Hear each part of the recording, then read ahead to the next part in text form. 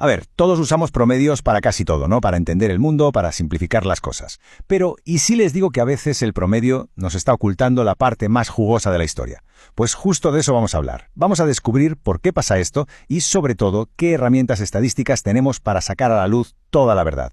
Vale, vamos a meternos en situación. Imaginen esto, dos grupos de pacientes, y resulta que en promedio ambos grupos se gastan 100 soles al mes en medicinas. 100 clavados. A simple vista, cualquiera diría que son iguales, ¿no? Mismo gasto medio, misma situación. Pero nada que ver. La realidad es otra. En el grupo A, la cosa es súper predecible. Casi todos rondan esos 100 soles. Pero en el grupo B, en el grupo B es la locura. Unos gastan poquísimo y otros se dejan una fortuna. O sea, el promedio es el mismo, sí, pero sus vidas, sus bolsillos, son mundos aparte.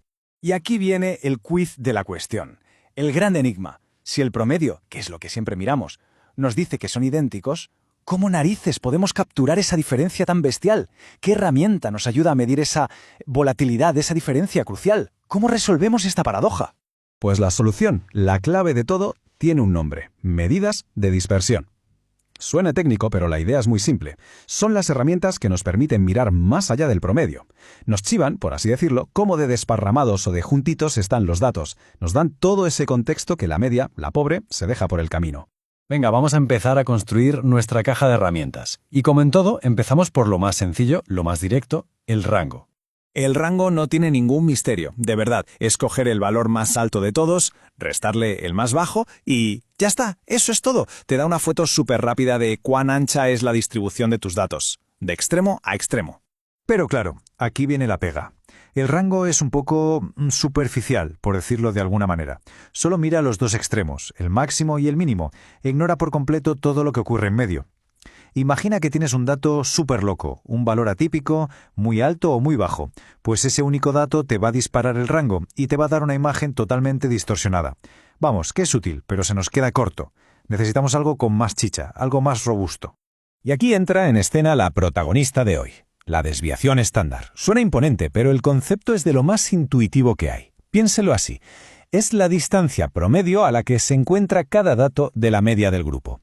Y lo mejor de todo, su gran ventaja, es que se expresa en las mismas unidades que los datos. O sea, si hablamos de kilos, la desviación estándar son kilos. Si hablamos de soles, son soles. Nos habla en nuestro idioma. Y para que se vea claro, clarísimo, miren esta imagen. Es perfecta. Fíjense en el grupo A. Las puntuaciones están por todas partes, súper desperdigadas, ¿ven? Eso es una desviación estándar alta. Ahora miren al grupo B. Todos los puntitos están ahí, pegaditos, súper concentrados. Eso es una desviación estándar baja. Visto así, el concepto es inmediato. Bueno, pues volvamos a nuestros pacientes del principio, a nuestro enigma. Con la desviación estándar en la mano, el misterio se resuelve al instante. Ambos grupos, recordemos, media de 100 soles. Pero, ojo, el grupo A, el del caos, tiene una desviación estándar de 50 soles, enorme. Mientras que el grupo B, el que era súper predecible, tiene una desviación estándar de solo 5 soles, minúscula. ¡Boom! Ahora sí que estamos viendo la película completa. Vale, sé lo que están pensando. La fórmula seguro que es un lío. Y sí, a primera vista puede asustar un poco, pero de verdad que es un proceso súper lógico paso a paso. Miren, primero calculamos el promedio. Fácil. Segundo, para cada dato vemos cómo de lejos está de esa media y lo elevamos al cuadrado. Tercero, sumamos todas esas distancias al cuadrado. Y cuarto, el paso final, dividimos y hacemos la raíz cuadrada para volver a nuestras unidades originales, a los soles, a los kilos. No es magia, de verdad, son solo unos pocos pasos.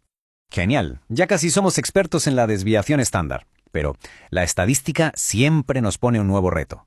¿Qué pasa si queremos comparar la variabilidad de dos cosas que no tienen nada que ver? Por ejemplo, la variabilidad del peso de un grupo de personas en kilos con la variabilidad de su gasto en soles. ¿Qué es más variable? ¿Una desviación de 5 kilos o una de 50 soles? Es que no se puede comparar. Es como comparar peras con manzanas. Pues para este tipo de problemas, la estadística tiene una solución elegantísima, el coeficiente de variación, o CV, y lo que hace es una genialidad. Mide la dispersión, sí, pero en relación a la media. Básicamente, convierte la desviación estándar en un porcentaje, y al ser un porcentaje, ya no tiene unidades. Es un valor universal que nos permite, ahora sí, comparar la variabilidad de las peras con la de las manzanas, o de los kilos con los soles. Y lo mejor es que la fórmula es Es súper sencilla. Solo hay que dividir la desviación estándar entre la media y ese resultado lo multiplicamos por 100 para que nos dé un bonito porcentaje. Ya está. Así de fácil. Muy bien, pero ¿y qué hacemos con ese porcentaje? ¿Qué significa un 20% o un 60%? Pues aquí tenemos una especie de regla de oro, una guía muy práctica. Si el CV es del 30% o menos, podemos decir que los datos son bastante homogéneos, y eso significa que la media es un buen resumen, es de fiar. Pero si el CV sube por encima del 30%, cuidado, eso nos indica que los datos son heterogéneos, muy dispersos, y que la media, bueno, ya no es tan representativa. Vamos a aplicarlo a nuestro ejemplo para cerrar el círculo. ¿Recuerdan los pacientes? Para el grupo B, el que era estable, el coeficiente de variación es de un 5%, súper bajo, datos homogéneos. La media de 100 soles es súper representativa. Y para el grupo A, el caótico, pues su CV se dispara hasta el 50%, datos muy heterogéneos. Esto nos confirma, sin lugar a dudas, que su media de 100 soles, pues no es un buen resumen de lo que les pasa a ellos. Todo esto nos lleva a una conclusión que es sencillamente fundamental. Y es esta. La media no es suficiente para conocer las características de una muestra. Es una frase que lo resume todo a la perfección, ¿verdad? Potente y directa. Entonces, vamos a quedarnos con las ideas clave de todo esto. Primero, el promedio, por sí solo, puede ser muy engañoso. Segundo, las medidas de dispersión son las que nos cuentan la historia oculta, la de la variabilidad. Tercero, si la dispersión es baja, genial, la media es un buen resumen, es de fiar. Y cuarto, si la dispersión es alta, se enciende una luz roja. Nos avisa de que el grupo es muy diverso y que hay que analizarlo con más detalle. Así que, a partir de ahora, la próxima vez que vean un promedio en las noticias, en un informe, donde sea, hay que hacerse una segunda pregunta. Una pregunta clave para descubrir la historia completa. Vale, ¿y cuál es su dispersión?